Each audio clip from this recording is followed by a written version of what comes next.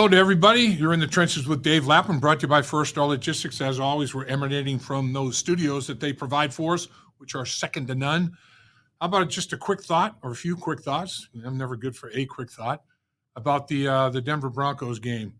I'll tell you what, you talk about a roller coaster, man, up and down, up and down. The Bengals' first two possessions, 27 plays, over 100 yards, 9 first downs, no points because they're stopped twice on fourth down. Thought, oh, man, when you do something like that early, you might live to regret it.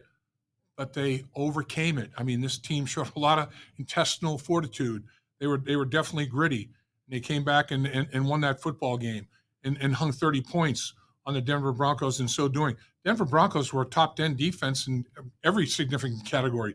Fourth in points allowed is a good example. They were top shelf on third down. They were top shelf on yards, on yards per play allowed. For every single category. The Cincinnati Bengals offense is one of one. It is remarkable.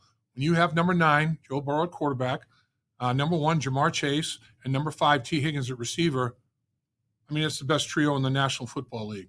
I don't think the Cincinnati Bengals would trade that trio for any trio in the league. And like Zach Taylor said, I don't trade Joe Burrow for any other quarterback in the universe. I second that emotion. How about Joe Burrow in this football game? Are you kidding? Against maybe the best secondary in football, a lot of people think. 39 for 49. 39 for 49. What am I talking about? 39 for 49, 412 yards, 3 touchdowns, no interceptions, 122.1 quarterback rating. Over 80% completion. And he had drops. Jamar Chase dropped a touchdown pass. He had a touchdown called back. Yosivas goes for 50 yards. Gesicki wasn't set for a full second. That's a touchdown. He should have had 5 touchdowns on the day, but I'm glad he did get the 3. But, thought, okay, a little while back, actually last week, beginning of last week, will he get to 5,000 yards? I said, I think he will. I think he will. Well, he got to be over 700 and whatever against 2 really good defenses. Well, he went for over 400 here. Right now, he's looking at have to go in for 359 yards against the Pittsburgh Steelers to get to 5,000 yards. With his additional 3 touchdowns passes, he's now got 42. Put 3 up against the Steelers, keep that streak alive, 250 yards or more, 3 touchdown passes or more. It would be 9 straight games. He set the record at 7 all by himself. He's increased it to 8 after the performance against Denver. Finish it with 9. Unbelievable. He's the only one in the history of the game with all these great quarterbacks that's ever done this. The way they're playing offensively, the way he reads things and processes as quickly as he does, and then the obvious physical talents to execute at the level that he does, it's crazy to watch.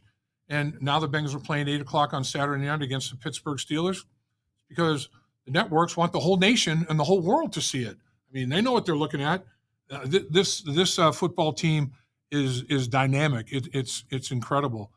The Denver Broncos have a very good football team, offensively and defensively, and they were a super challenge to be sure. Bo Nix doesn't play like a rookie. Actually, really not. He's about the same age as Joe Burrow, 61 games at the college level. But that is a very good football team. Every position group, it's very sound, and they have Sean Payton's an excellent head coach. And they are put together very, very well. A couple of things in this football game that stood out to me. In overtime, Bengals defense, you talked about stepping up. 6 snaps, 6 yards in overtime for the Denver Broncos. 1 yard per play. Come on now. You can't do any better than that other than turnovers, taking the ball away. But consecutive 3 and outs. The Bengals have 3 possessions, 16 snaps, 189 yards, just in overtime. And they get a touchdown at the end of it. For the entire football game, the Bengals did not have 1 3 and out. Every possession, they ran a minimum of 5 snaps. That's pretty darn good, pretty efficient against the Denver Broncos defensive football team. Of course, the Denver Broncos had back-to-back 3 and outs in overtime. They also had a 3 and out on their third possession. When the Bengals were struggling with fourth down stops, the defense got the ball back to them with a 3 and out. So, it was a that complementary football that we talk about, that was going on there. I thought it was pretty outstanding. You know, a brilliant football by Joe Burrow. This guy, when you're with him, you not only have to know the game plan, you have to know the whole playbook. 'Cause he'll run a speed option on you. And then he'll come to the sideline and tell the coaches what he sees, and the coaches will decide what they've looked at up top as well. And boy, here's what Denver's doing. They're doing a little bit different in the back end and coverage. Let's make this adjustment. Boom, 3-yard touchdown pass to T. Higgins. Adjusting on the fly, on the football field, not having to wait to halftime. It's a bunch of smart football coaches with a bunch of smart football players, and they trust that everybody is going to be able to understand it. It's not all you have to have is one guy that can't. They have to dumb it all down. They can't do all this. We can't do this because so and so he just won't get it. I mean, we're looking at penalties instead of execution. So I mean, this football team is operating at such a high level offensively. T. Higgins, what a game he had. 3 touchdown receptions. Targeted 12 times, 11 catches, 131 yards, 3 touchdowns. The 31-yard catch on the sideline. A 6'4" body like that to have the body control to make that play, keep that right foot on the ground long enough. I didn't think he did when it was, regular speed. But when they slowed it down and they froze it, that big toe was still on the ground and he had fingertips on the football. I'm like, unbelievable that he can do that kind of thing. There were a lot of big plays in that football game. The wide receiver duo. How about these two guys, Chase and Higgins? 186 catches, 2,470 yards, 26 touchdowns between the two of them on the season. That's nuts. That is absolutely crazy. So that's the Denver game. Now you have to put all your concentration and focus on Pittsburgh. Going to Pittsburgh. Pittsburgh Steelers. Let's talk a little bit about that first football game. A lot of things went down in that football game. Pittsburgh on the season is running the ball 42 more snaps than they're throwing it. Not in the game against the Bengals. They threw it 12 more times than they ran it. Of course, Russell Wilson had his third career game of over 400 yards passing. Second most in his career was the 414 yards that he had against the Cincinnati Bengals. 3 touchdowns, 1 interception, quarterback rating 126.4. Pittsburgh is going to look at that Denver tape and see that Denver really handled the inside zone between the tackles. Denver was very efficient, got big yards, right up the gut, coming downhill north and south. They got a big back. Got to stop for Pittsburgh. You got to stop number 2. Russell Wilson, you got to stop number 22. Najee Harris, you have to stop number 14, Pickens. So Najee, can't let him control the tempo and control the game on the ground. Going to have to do something about that running game. Then stay in your lanes and don't let Russell Wilson get out of the pocket, because he's been sacked 45 times. He holds on to that football, but you can't allow. He completed over 76% of his passes for 414 yards in that first game in Cincinnati. At one point, the Bengals were trailing by 17 points in that football game. Pittsburgh hung it on them pretty well.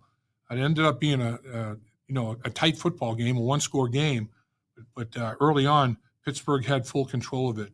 I mean, Russell Wilson, 8 different receivers had a catch of 20 yards or more. 8 different receivers.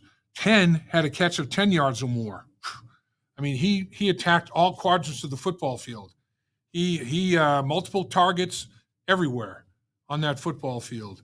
So you can't let him fire and fall back like he did in that football game. Bottom line, the Pittsburgh Steelers, they got players wide open, and not only did they get yards after catch, there were missed tackles that also gave them more yards after catch. Missed assignments, poor communication. I think the Bengals defense is playing at a much higher level than they were playing back then. So they got to go to Pittsburgh in January and win that football game. A while ago, talked about let's have a December to remember, because in the 1981 Super Bowl season, we had a November to remember. 5 games in the month of November, and we won them all against good football teams. And we won them all by double-digit scores. Well, the month of December didn't start out very well. On December 1st, the Cincinnati Bengals lost the football game to these very Pittsburgh Steelers, 44-38 in the shootout. And like I said, at one point in time, they were down by 17 points at Paycor. So it didn't start out well. That's December 1st. But since then, a 4-game sweep. the rest of the month of December. On the 9th, beat Dallas down there. On the 15th, beat Tennessee over there. On the 22nd, beat Cleveland in Cincinnati. On the 28th, beat Denver in Cincinnati. Now, since you missed December 1st, finish up January 4th with a win against the Pittsburgh Steelers, and we'll say, December plus a week to remember, because December 1st didn't work out. Got to make January 4th work out. And if they can finish this season on a 5-game winning streak, and the Pittsburgh Steelers lose the football game, they go into the playoffs on a 4-game losing streak. And the Bengals, hopefully, cross all fingers, would go into the playoffs on a 5-game winning streak. And that's only, of course, if Kansas City beats the Denver Broncos, and if the New York Jets and Aaron Rodgers decide to end, in my mind, his affiliation with the Jets with a victory against the Miami Dolphins. Both of those things have to happen, and the Bengals have to take care of business in Pittsburgh. The one thing you don't want to have happen is not take care of business in Pittsburgh. And then on Sunday, both the things you needed to have happen, and you didn't do what you needed to do. So forget about any help. Focus on the Pittsburgh Steelers and winning that football game in Pittsburgh, a division battle. You don't want to go 2-4 in the division if you lose to Pittsburgh. You want to go 3-3 in the division. Beat the Pittsburgh Steelers in Pittsburgh and let everything else take care of itself. No easy task. I mean, those terrible towels, they'll be waving now, and it'll be loud. There's no better feeling, though. I've seen it as a player and seen it as a broadcaster. When those terrible towels are down and they're sitting on their hands, and it's quiet in Pittsburgh, there's nothing better. Dave Lapham here, and every day I am grateful for my experience to have played professional football.